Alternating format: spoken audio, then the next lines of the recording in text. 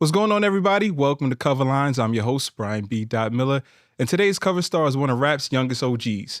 Please welcome Joey Badass. Joey, what's good, man? Yes, sir, how you doing, brother? Thanks for having me. Yeah, absolutely. Black man, it's been a hell of a year for you so far, professionally and personally, man. Absolute.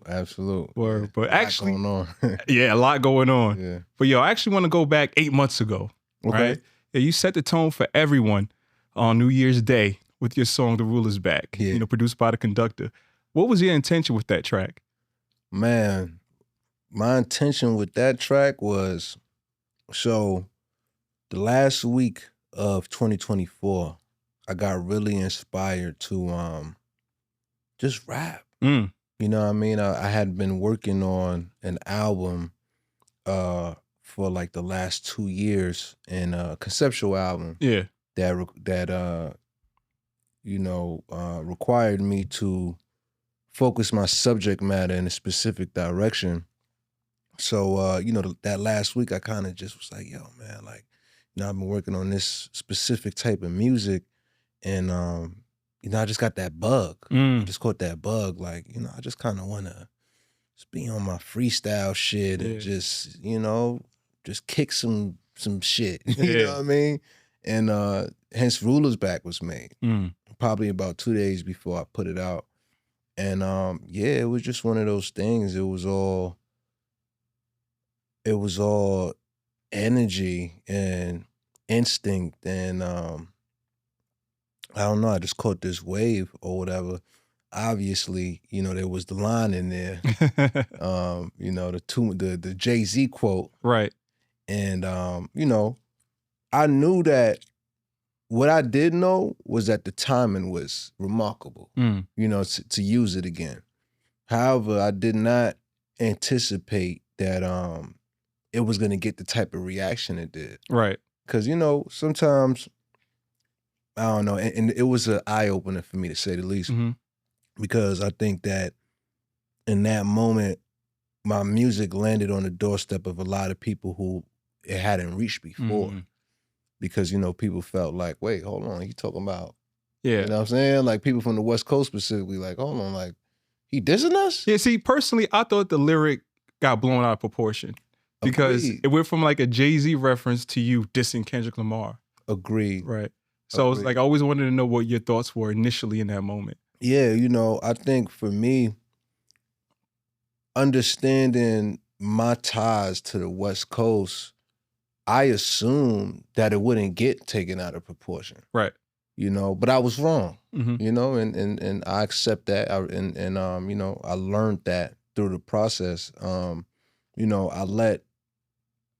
think my mindset was more like, yo, it's gonna land on the desk of like the B.Dot, the E-Bros of the world, and then my people in the West who I'm connected with, who know me, who know my character, who know my personality, and wouldn't be all this like negativity from it, like it was a diss. I mean, first off, it was the Jay-Z flip, right? Right.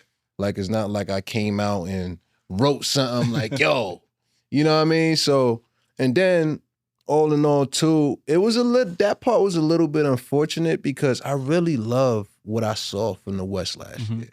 You know what I mean? Like, I really loved it. So to be pointed at as like a hater or something like that was a little wild to me, to be honest. You know what I'm saying? So, but some interesting events followed that. And I think me being the man that I am, I knew what my intention was behind it, which was no disrespect. I think, for me, it was more about like, all right, New York, let's get our head in the game. You know what I'm saying? Like let's get to it, because them boys is killing right now. You know what I'm saying? For sure. That was more my energy behind the line. And, it got taken another way. And I think, with the kind of man that I am, I wasn't about to like show no signs of like weakness or like backing down in any type of way. Like, I think I could have nipped it in the butt with a tweet,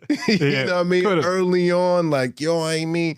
But I don't know, I just kind of felt firm and secure on my position, especially being that I was talking to my ties to the West, like, the Absols, the Top Dogs, and I'm talking to them, they're like, nah, we don't feel offended. You know what I mean? So I'm like, okay, cool.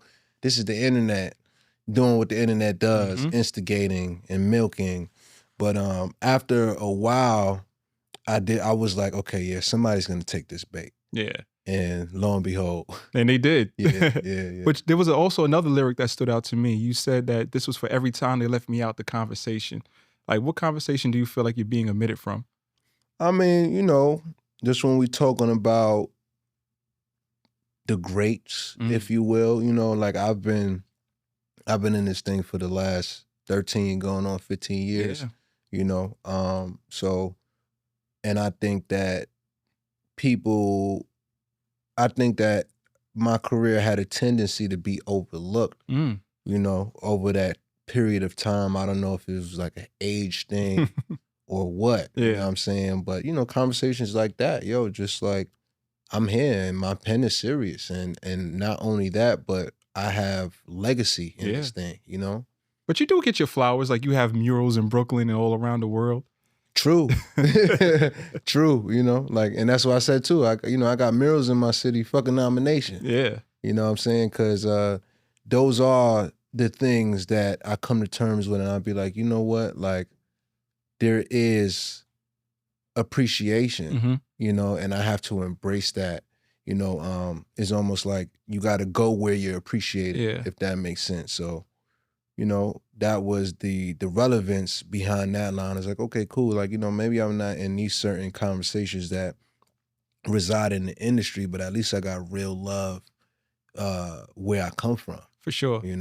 I think the most important thing or impressive thing about following the rulers back is that, Joey's battle tested. He's not one to be messed with. And you responded lyrically and efficiently. Like, you didn't wait 5 business days to retort. Yeah. You know what I'm saying? Like, it was like Amazon Prime. Exactly.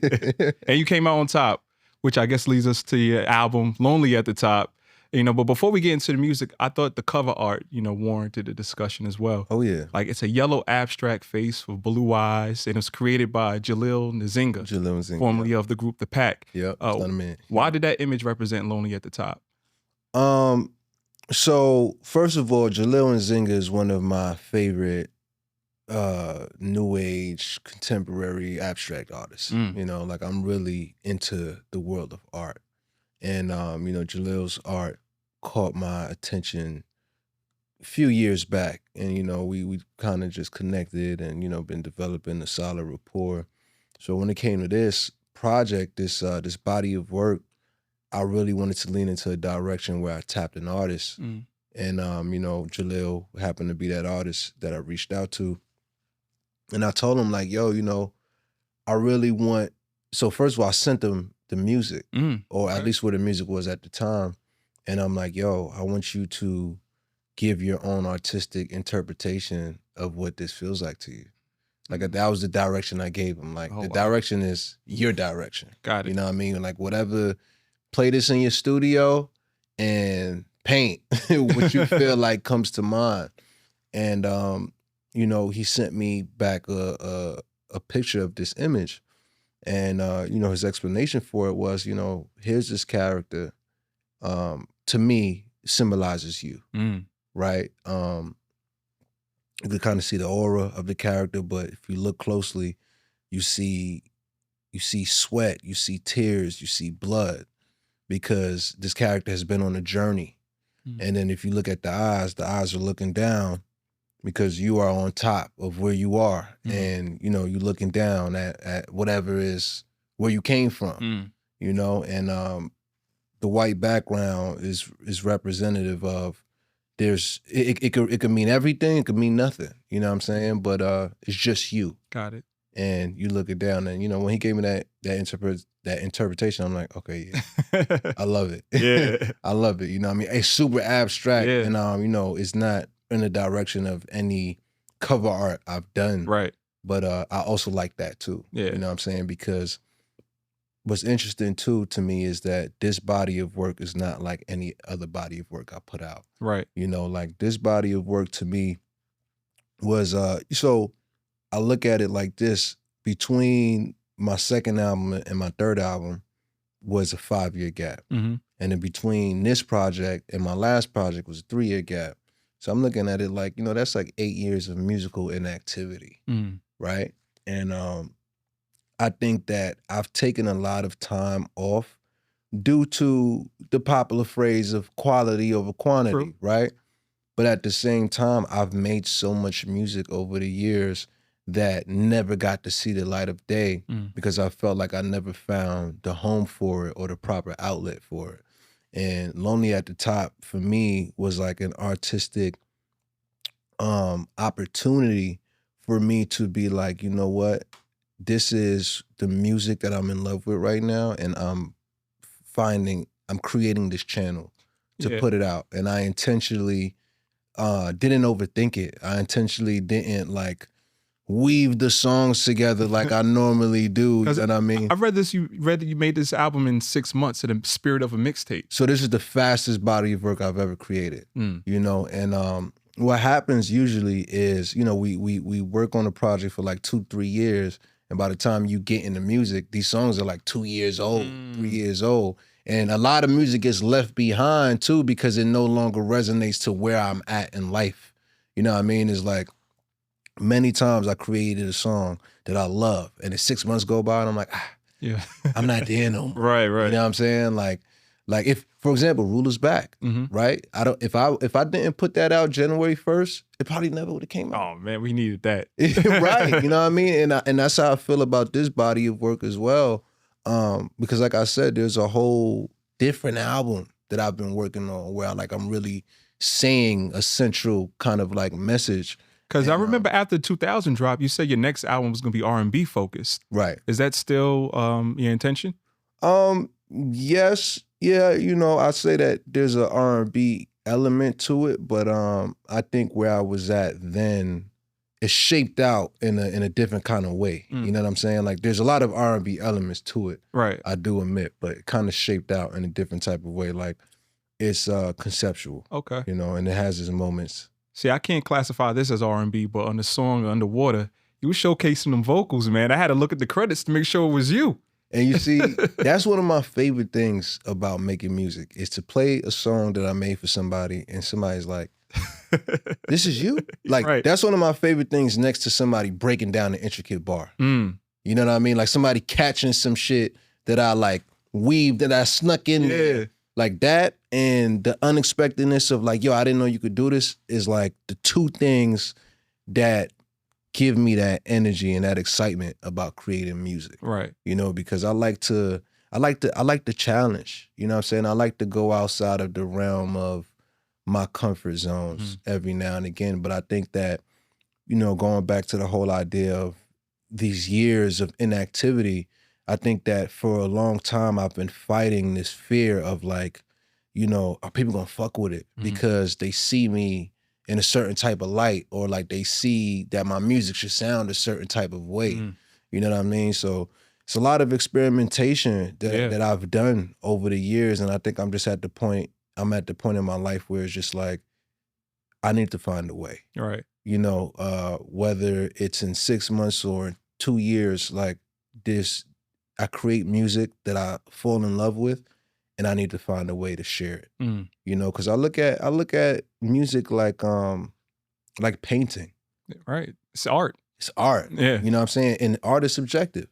You know what I mean? Like you might come to the crib and see the abstract Jalil and Zinga. You might not fuck with it, but I love it. Right, you like it. You know what I'm saying? And I think it's the same thing with music. Yeah. Because music is an art form. And I think for a long time I've been fighting this fear of like being afraid because I need something to be so perfect and something so in line with what people think the vision for me is. So this was kind of like a project where it's like fighting back, like this ain't for y'all, this for me. Right. You say you wanted to experiment with this album. Was the song SupaFlee a result of that? Absolutely. Yeah. Because I thought it was a different sound for you. It gave me like this Neptune's Fabulous early 2000s vibe. Yeah, I purposely wanted to explore. So for me, it was a few things that's like kind of layered into that, right? One was, I'm like, okay, I think of my bigger songs, right? Like Devastated. Devastated. Example, right? Devastated was such an anomaly of a song for me. I literally don't have another song like that in my discography. Yeah. You know what I mean? Like, it's big sounding, like. But not even as big sounding, just like the sound. The sound, okay. You know what I mean? Like, I don't have anything else at like 123 BPM. Gotcha. Like, is the only one of its kind. You know what I'm saying? Like, if somebody is walking and they Shazam this song, Devastated, and they're like, oh, I like this. Like, I'm gonna check this guy's music out. You're not gonna find nothing else like that song. You're like, yo, what the fuck? Like, right. You just tried a thing and it worked.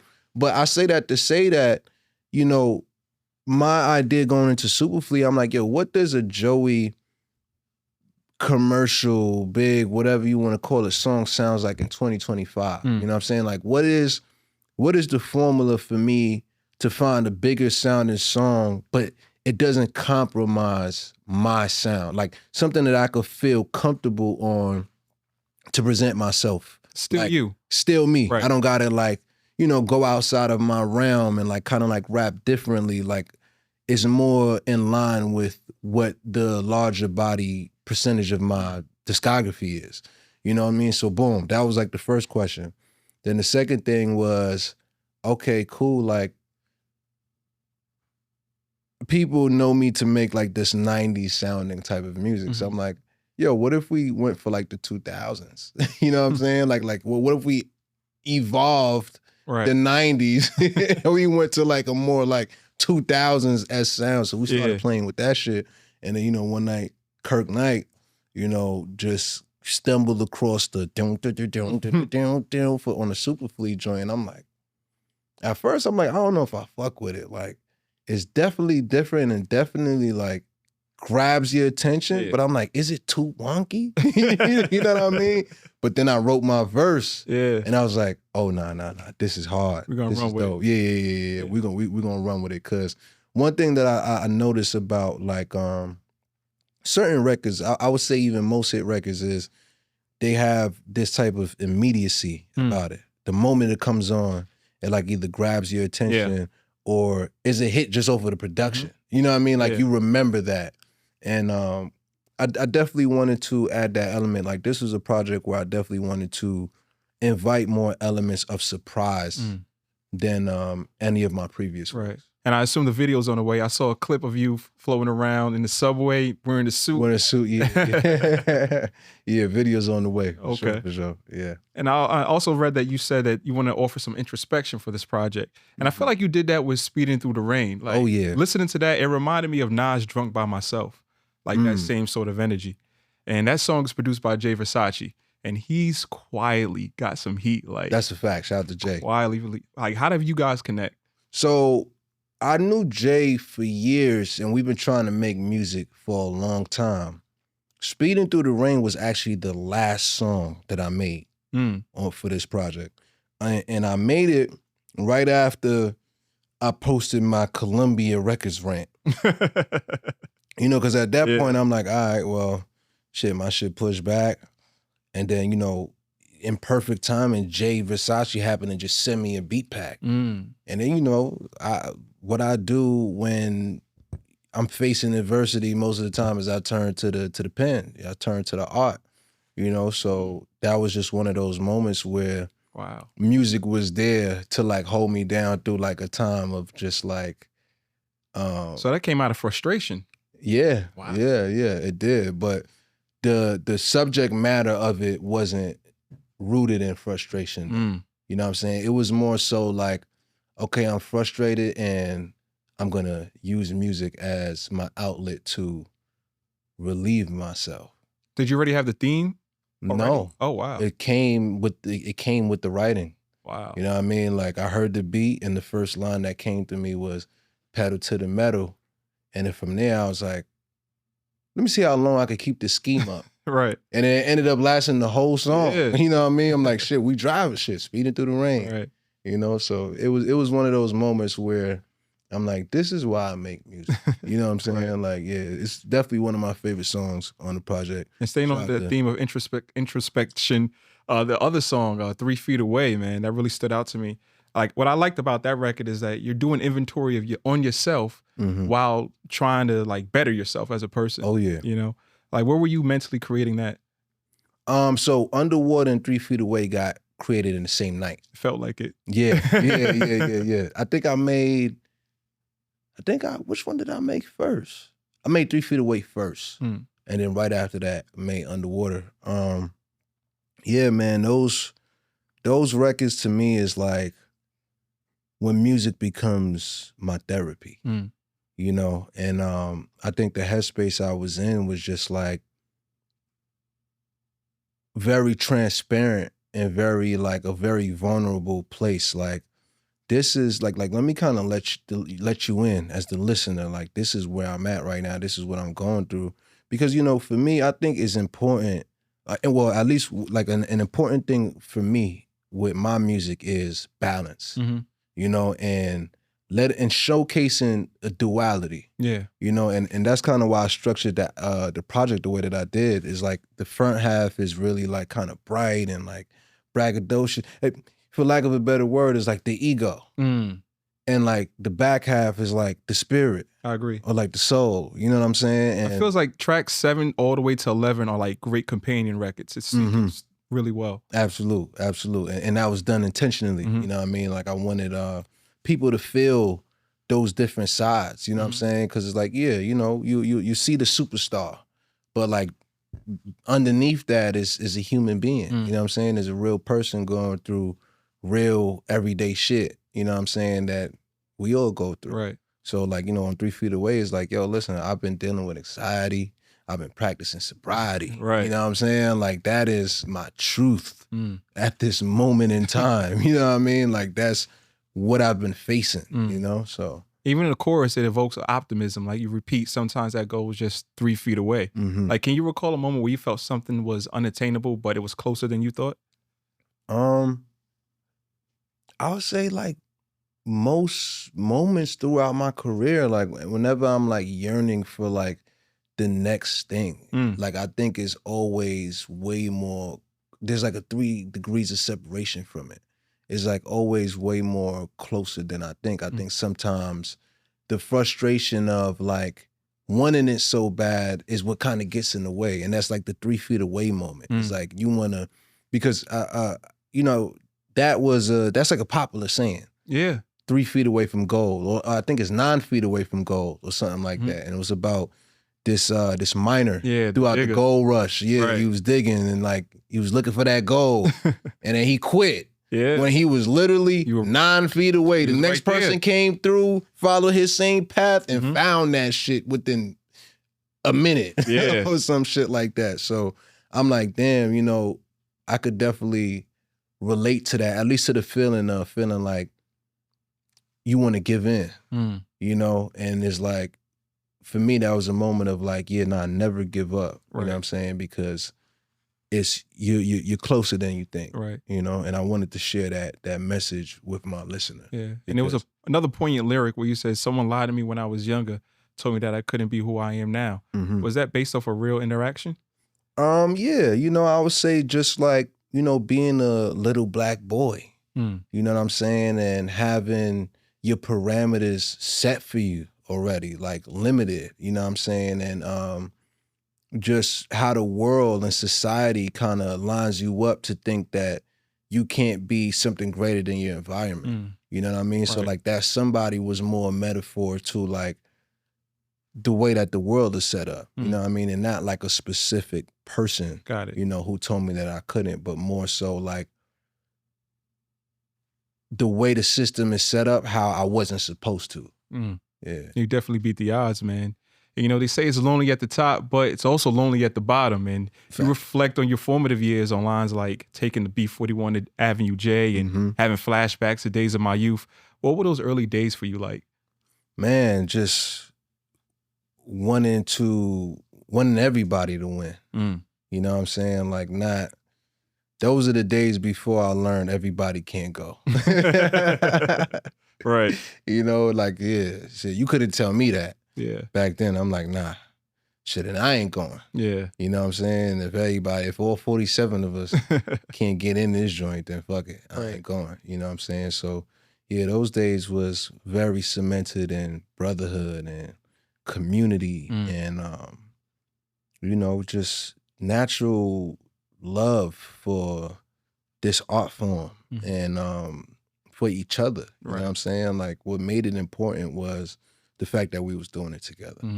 Yeah. Even growing up, man, Brooklyn, your parents split when you were 5 years old. Your mom worked 2 jobs. I read that there was eviction notices on the door and they changed the locks on you in those early years. Like, how did that shape you growing up? Man, these are traumas that, you know, I was experiencing. And at the time, I didn't even know that they were traumas and how I was burying them and how they were shaping me. But I think that it kind of, these moments accelerated my childhood, accelerated my growth. It put me into a mindset where I'm like, I got to make something shake fast. You know what I mean? It's like, I got to help my moms out. And I think that became the battery in my back to be as progressive as I became as a young teenager and just making things happen, and figuring out how to crack the code and ultimately having that first strike of success so young in my life because, you know, the battery was, yo, I gotta get moms out the hood. You rich? Die trying. Yeah, word up. Yeah. And you grew up in Flatbush, but you reference 193 Vernon Ave often in your music, man, in Bed-Stuy. That's your grandmother's house. Yeah, my great-grandmother. Oh, great-grandmother's house. Yeah. So is that the place where you kind of like made your bones and you became Joey Badass? Absolutely. Well, not Joey Badass. That was before. Like I became Joey Badass in high school. Got it. You know what I mean? But 193 Vernon Avenue is the place that shaped me. You know what I'm saying? As a Brooklyn kid. Like, yeah, I lived in Flatbush, but 193 Vernon Avenue was like my hood. Bed-Stuy was like my hood. That's where I grew up. That's the culture that I adapted. You know what I'm saying? That's where, you know, I knew people, or I knew everybody on the block. I knew everybody around the block. You know what I'm saying? Like that was my experience growing up in NYC, was that neighborhood. You know what I'm saying? Like that household right there. You know, I had a bunch of older cousins and we would just all be outside summer times, you know what I mean? And that's what gave me, I want to say, like, my Brooklyn identity, you know what I'm saying? And Flatbush is more so where I rested my head. Got it. And, you know, because I went to school, middle school, I went to school in Crown Heights. And then high school, I went to school in Midwood back in Brooklyn, you know what I'm saying? So Flatbush was really just where I rested my head at, you know what I'm saying? And while I did have people there, Bed-Stuy was more like what I looked at as my hood. That's home. And my home, exactly. That's my comfort zone, Now, fast forward, you're reporting live from where the grass is greener. Yeah. And you sound bossed up on Swank White with a West Side Gun, man. Yeah. Obviously, I think that's a homage to Biggie, Frank White. Oh, yeah. That title. Oh, yeah. Oh, yeah. And you said on that record, you said since turning 18, you've been your own big homie. Like, most people are trying to figure it out at that age. Like, what was it like transitioning out of Edward R. Murrow High School into like rap prominence at that age? Man, it was interesting, man. It was a lot for a teenager. You know what I'm saying? Like I was coming out my junior year. I was transitioning between the junior and the senior when I went on my first tour, opening up for Juicy J. Wow. And this is at the time where bands would make a dance. Like I was exposed to more than I think I should have been exposed to at that time. You know what I'm saying? So we got a real glimpse of like what this shit was, what this rap life shit was, you know what I'm saying? And I don't think it was what we thought it was. I think it was way more darker than we thought. And yeah, you know what I'm saying? That definitely had an effect on all of us. You know what I mean? That definitely had an effect on us, took a toll on us, you know. So even coming into money at that time too, right? Like you said, ATM to ATM, at 18 the ATM read 100,000. Yeah, like that's a crazy amount back then. Yo, I remember, you know, I went to use this ATM in a corner store somewhere. We was somewhere in the city. And you know, for a long time, like, you know, I was making some money, you know what I'm saying? My shit was like, you know, a few tens of thousands in there, shit like that. But I remember the first day I saw it say 100K, and I was just like, yo, like I am young nigga rich. Like shit, I couldn't even hold it in. I came out, I think the first person I told was Kirk. I'm like, yo, I got 100 bands. Like, let me get $20. I'm like, yo, this shit wow, bro. Like I got 100 bands right now, bro. Word. I remember back on that track alone, you said you had to pay $60,000 just in taxes. Yeah. And that was a lot then, it still is now. Yeah. Word. Yeah. Shout out to Ari Melba because shout out to Ari. He had because I said just had to pay 60 racks in taxes. Something. Bill Gates. Does Bill Gates have the same fees? Yeah. And he asked Bill Gates the question. Yeah. About that line. So that was crazy. Word. That was crazy. But yeah, you know, shit. I don't even want to share what I gotta pay now. Oh my God. That's the first world problem, Joey. Facts. But what's crazy is that you're only 30 years old, but you've been in the game for like almost 15 years now. Like, do you feel like an elder statesman? I feel like a big bro. Mm. You know what I'm saying? Like, you know that meme that was going around, big bro, OG. Like, I feel like I'm very firm and cemented in my big bro era. You know what I mean? Like, I feel like elder statesman is like next. You know what I mean? I don't know. I feel a little bit too active to say like I'm an elder statesman, but I'm definitely like experienced out here for sure. And this year marks 10 years since your debut, Before the Money. Where were you artistically at that time? Man, at that time, that's a good question.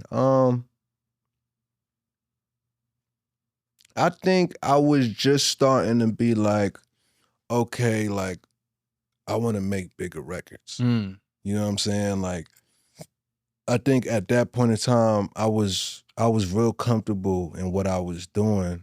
But like, cause you know, Before the Money, that's what we saw Teach Me How to Dance, right? And that record was like so ahead of its time. And man, there's an OG version of that record that I feel like I should have just left it as the OG.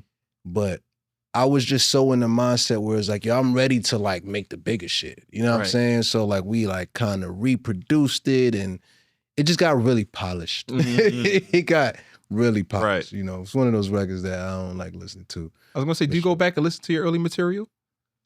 Not as often as I like to, but it's funny because last night, I don't know what it was, but I just caught a bug and I just went back and listened to a bunch of Steve shit. You know what I'm saying? And I realized that I think that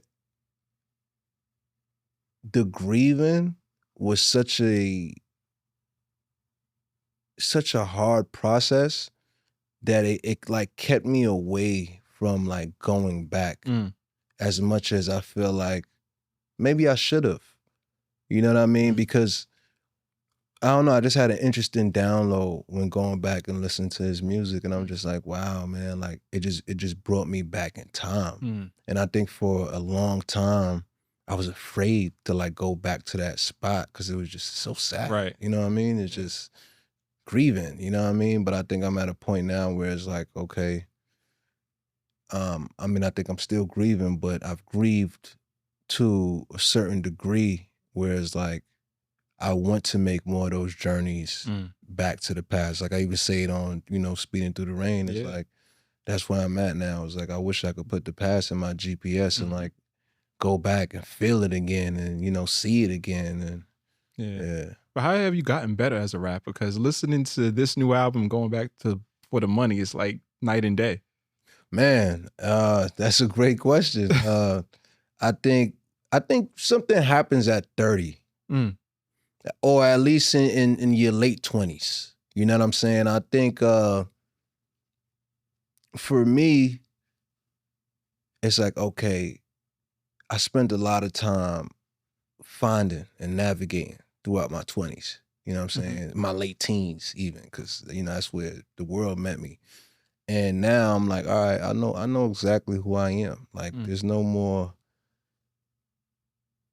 finding. There's no more searching. You know what I'm saying? Like I've done arrived and now I know exactly the parts that I wish to be explored or like catered to. But when it comes to the pen, it's like me as an artist, that's always it's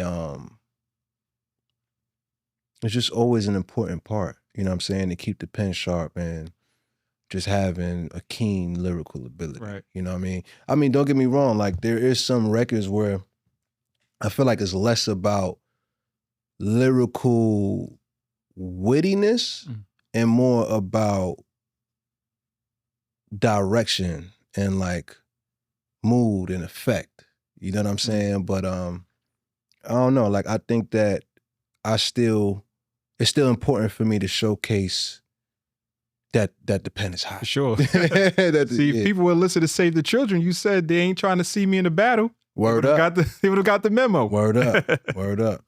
Yo, going back to Swank White, right? A lyric that made me laugh was when you said, sock niggas in the mouth on camera like Mick Foley. And it reminded me of the fight that you were involved in last December. Yeah. You know, it was caught on camera like 2 days before Christmas at a boutique here in New York. It was just wild. Can you explain what sparked that altercation? Just I guess a falling out with like an old friend, you know. I'm a confrontational person. Not negatively. Yeah. But I'm somebody who I don't let problems fester between myself and people that I love. I like to deal with it head on. So, you know, a message was sent to me that like really rubbed me the wrong way. And, you know, I won't say exactly what the message was, but I basically pulled up like, yo, what's up? You know what I mean? Like, let's talk. Oh, you knew he was going to be at that location? Yeah. Okay. Yeah. You know, I'm like, you know, and I pulled up like, yo, let's talk. Like, you know, as men, like, let's have a conversation. And he was a bit reluctant about that. And, you know, one thing led to another. And, yeah, you know, that happened. And, you know, it's an unfortunate situation. It's not anything that I'm necessarily proud of because that was somebody who I really looked at as a brother. And, you know, once I saw that message that they sent, like I was genuinely confused and I wanted to figure out like, you know, what was this person's issue with me? Because they never, all the years, they never expressed anything like that to me. You know what I mean? So, yeah, you know. And coincidentally, it happened on the anniversary of Steve's passing?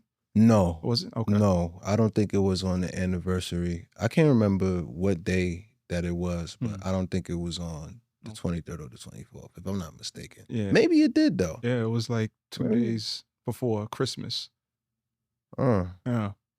But did that incident I didn't even realize that. Yeah, did the incident inspire some of the lyrics on Lonely at the Top, like the title track, when you said like seeing some of my closest friends turn to ops, shit so real? Yeah. Yeah. Yeah. Wow. Yeah, definitely. You know, definitely. It's real.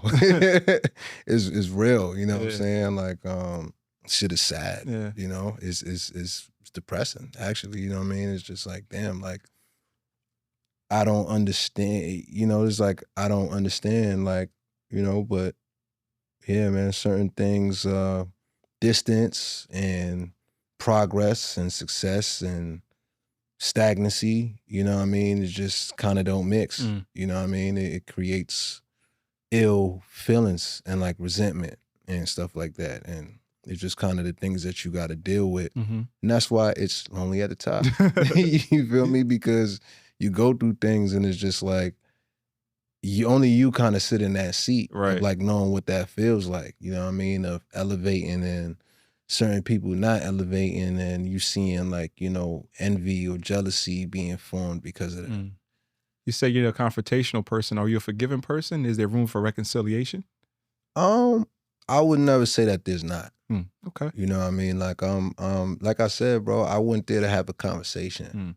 I didn't go there to throw fists. I promise you, I didn't. Right. You know what I mean? So, yeah, like I'm definitely somebody who, but I mean, I think the damage is done, and you know, I think it would have to be more circumstantial. I went out my way that day. Got it. To reconcile and to solve and to see what was up.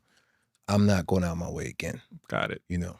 Well, on a positive note, I do like the chemistry that you and Boi-1da have on High Roller. Yes. Yeah. Shout out to Boi-1da. Yeah, and he gave me permission to reveal this publicly. I'm not speaking out of turn, but he said he wants to produce an entire album with you. Yeah. Can we make that happen? Shit, we just might. We just might, man. I love Boi-1da, man. Like, he is, you know what's so crazy? Boi-1da is such a super producer. Yes. Has so many hits, and still his work ethic is like a kid I found on the street. You know what I mean? Like, I'll be like, yo, bro, shit, like this one is cool, but can you send me another one? He sent me 5 more. I'm like, yo, I like this one, but if it was faster, you send me the updated BPM right away. I'm like, yo, damn, like, though this nigga got he like, you know what I'm saying? Like 60, 70 M's, 50 M's, like how many M's up? You know what I'm saying? And dude just still has that his hunger's yep. crazy. You know what I mean? So he's one of my favorite people to work with for sure. And everything we've been able to do thus far, we've been able to do remotely. So it's like, yeah, it's just a matter of time till we get in the same room. So you guys haven't even linked yet? No, we've linked before, but when we linked, it was always in sessions with like other people. And we just kind of like both being there together. You know what I'm saying? Like, yeah, we both definitely, you know, met in person multiple times. But as far as it comes to us working together, it's been remote.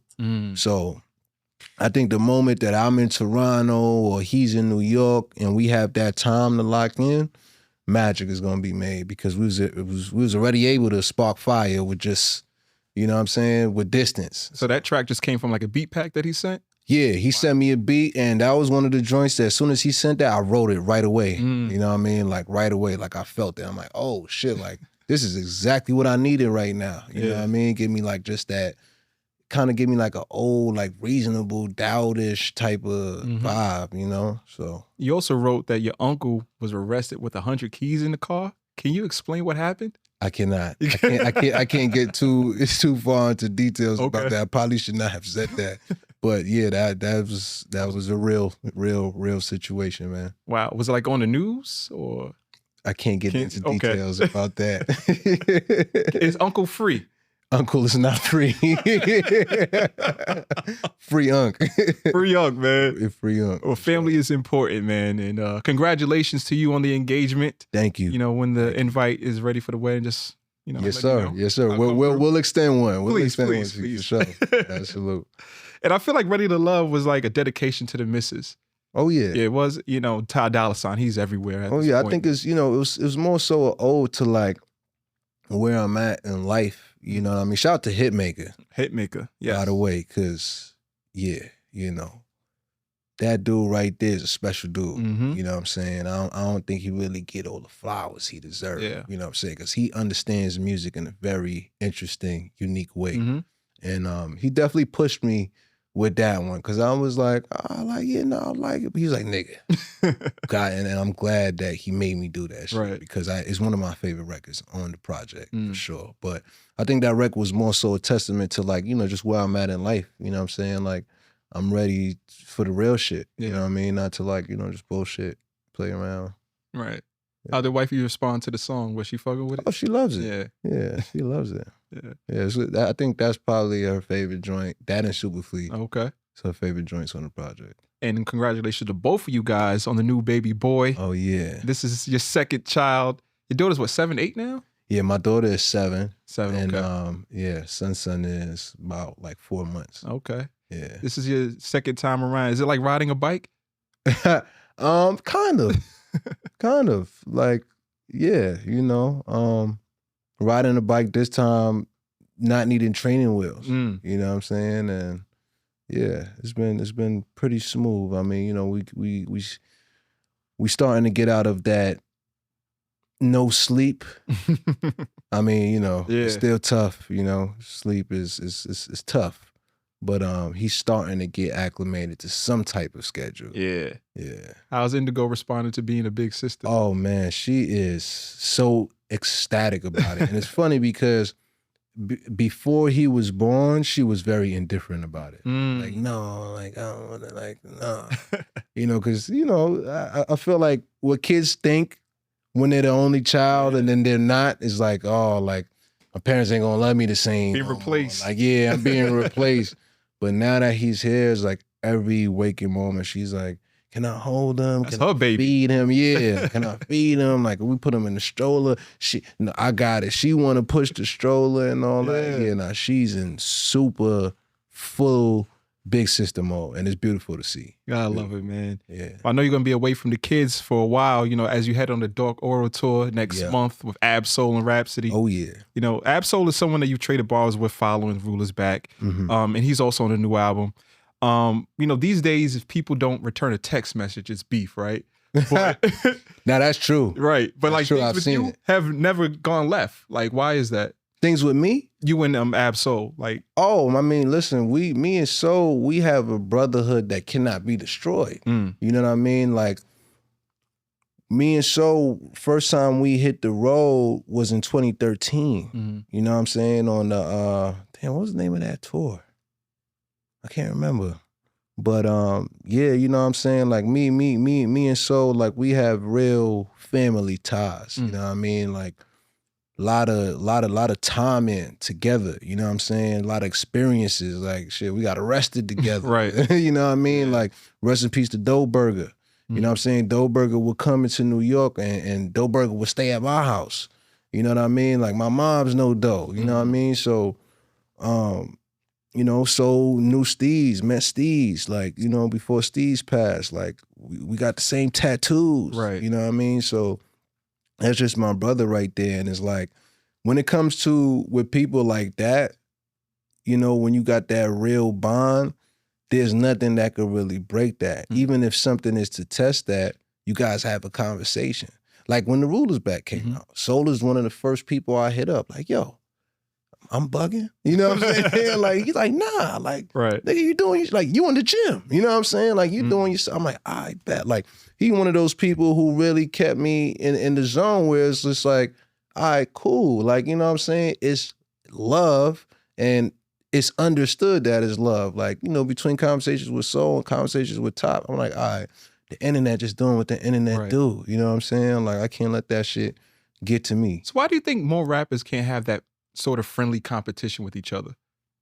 I think it's fear. You know, I think it's fear, and maybe there's also not any real friendship established before. You know what I'm saying? But listen, I think I'm blessed to have some real people who I could consider my friends in this shit, like from Ab-Soul to J.I.D., Corday, Denzel Curry, Ferg. You know what I'm saying? These are people who like good Ferg verse, by the way.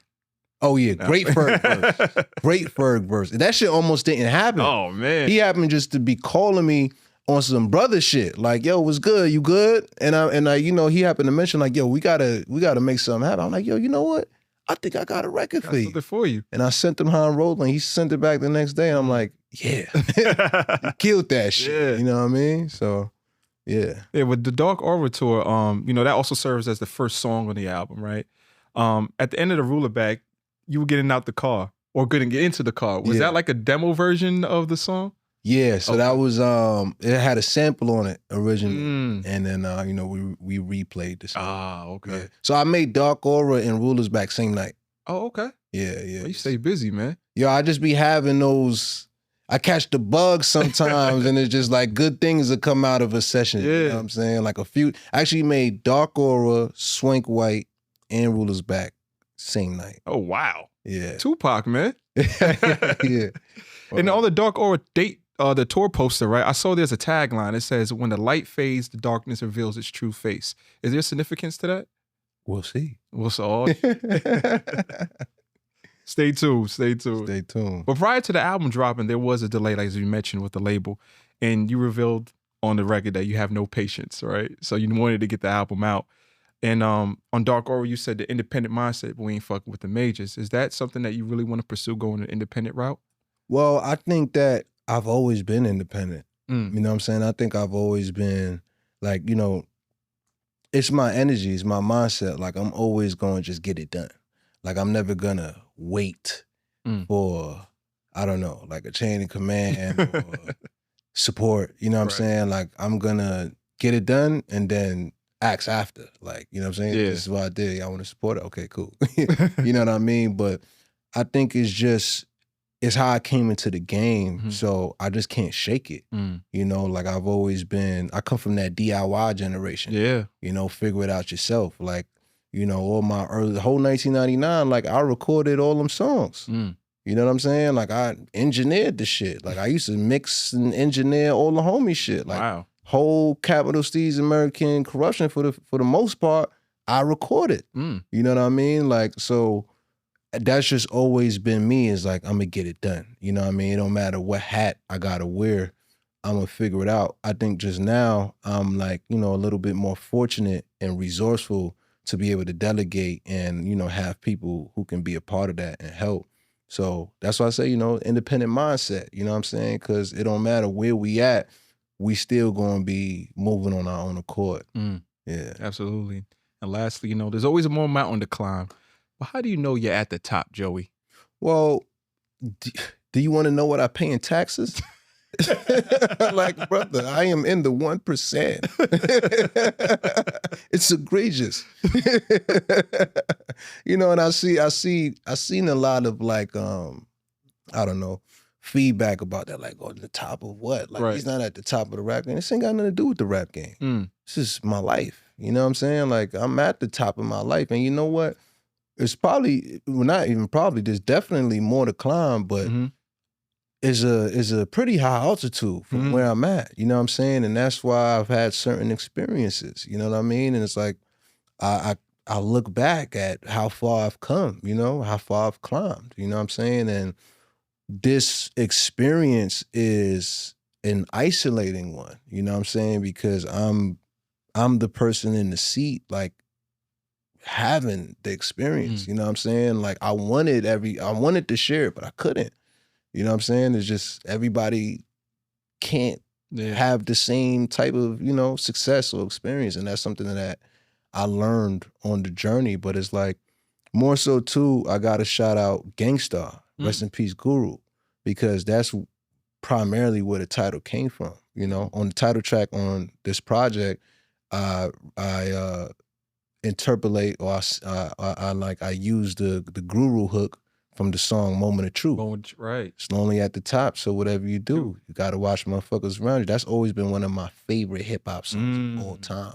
Like, that song has a special place in my heart. You know what I'm saying? So I think I'm at the point in my life where I'm like, yeah, like, this is the shit that Guru was talking about on that song. You know what I'm saying? Like, this is where I'm at. But what about for everyday people? Like, how does one figure out if they're at the top of their game? Is it like a monetary number that comes with it? I don't think it's necessarily a monetary thing. I think it's a progress thing. Like, if you have set your sights on something and you have seen significant progress, then you're on the top of your game. You know what I mean? And you will find on the other side of that progress that you are in a unique position, because most people do not go there. Most people do not achieve this significant progress in something. You know what I'm saying? So it's an isolating feeling. Yeah. It really is. You know what I mean? But yeah, so that's what I'll say to those people, man. There we go, man. Before we get out of here, Joey, I do this segment each episode called RAPinion. Just basically a rap opinion on anything hip-hop related, whether it's good, bad, or ugly. And with you coming out here, and I was thinking about Brooklyn rappers and stuff like that. I was thinking about my Mount Rushmore of Brooklyn rap. So I was thinking, and you could disagree or agree, whatever. But my Mount Rushmore for Brooklyn rappers would be Big Daddy Kane, Biggie, Jay-Z, Lil' Kim. What do you think about that? I would say Mos Def got to be there. Mos Def? Yeah. Who would you replace? Kim? Kim. Okay. Yeah. See, I had to put Kim there because I respect why you say Mos Def, because that Black on Both Sides was crazy. But I just think what hardcore did, it just revolutionized. But hardcore was a product of somebody who was already on there. True. Okay. So it was like, I feel like putting Biggie up there is speaking to Lil' Kim. Got it. Okay, it negates. It cancels one out. Yeah. Okay. I would say so. Okay. That's not fair. That's not bad. Do you have a rap opinion, Joey? Anything? Rap opinion? Anything. So many. Good album, bad album, song, underrated record, anything. I don't like that this year people been looking at me as a troublemaker. So you Big Foley, man. I don't like that. Okay. Let's say it. I'm a troubleshooter, not a trouble starter. Rap opinion. Anything. I'll say that 2025 was one of the greatest years we've had in rap. I would agree. In the last, however. I would agree. I think I would even go as far to say as 2025 has been the best year in this decade for rap. Wow. So far. Now that's a hell of a statement. I know. The last decade? But you know, it's a statement that like doesn't come with no smoke. Now this has been a good year. I mean, between your album and we got Gibbs, 2 West Side Gun joints. You know what I'm saying? I know that's not your favorite. I know that's not your. Shout out to West Side Gun. Shout out to Gun. You're always welcome on the platform, Gun. Yeah. Nah, Gun. We got Jid. We got Clips doing the reunion joint. Larry June, 2 Chainz. Larry June, 2 Chainz. By the way, Chance the Rapper. Great verse on Baragon Lighting. Oh, thank you. Love that verse. Thank you. Shout out to June, man. I love Larry, man. Yes. Super cool dude. Super fly, man. Chance the Rap, like you mentioned, he surprised me. Offset surprised me. Starline was incredible. You had a great verse on there too. Thank you. Yes. Thank you. Starline was incredible. You know, I love Chance. That's my brother, man. And I'm glad to, you know, that he had such a fiery return. You know what I mean? I agree. And Starline was great. You know what I'm saying? I think it was everything that he was shooting for. And I'm proud to see him have achieved that. Jid, I thought Jid album was incredible. Did we mention Freddie Gibbs? We probably Freddie Gibbs and Alchemist. Alfred, that Enchilada. Love that joint. Right? That might be one of my favorite songs of the year. I agree. I wouldn't even argue with you on that. I agree. That song is incredible. Yeah. You know what I'm saying? That's one of those songs you hear and it's like, this is why I love rap. You know what I mean? Like, this is the feeling. This is one of those feelings that you get from rap music that's like, this is why we love this shit. When I heard it, it reminded me of Jay-Z, My First Song, that waltz of it, like the cadence of it. It's a great record. And the Anderson .Paak on there. Like, killed that chorus. Such a great blend. Yeah. Like, yo, that hip hop and that R&B shit is always going to be like a formula that's going to work. Yeah. You know what I mean? Yeah. 2025. You know what? Joey might be on to something, man. 2025. And it's not over yet. It's not over. Yeah, we still got more projects coming. What are you trying to imply, Joey? You did put out an EP earlier this I'm year. not dropping another project this year. No. But my next project is coming next year. I'm shooting for the top of the year. Oh, here we go again. Yeah. The album I said I've been working on, I'm shooting on dropping that top of next year. All right, we're going to stay tuned. But in the meantime, please stream Lonely at the Top. Yes. Yep. Check that out, man. Highly recommend it. And make sure you come at the tours as well when it comes to Dark Order Tour, JoeyBadass.com. Absolutely. Yep, Joey, thank you. Appreciate it, man. Thank you, brother. Absolutely. Much love.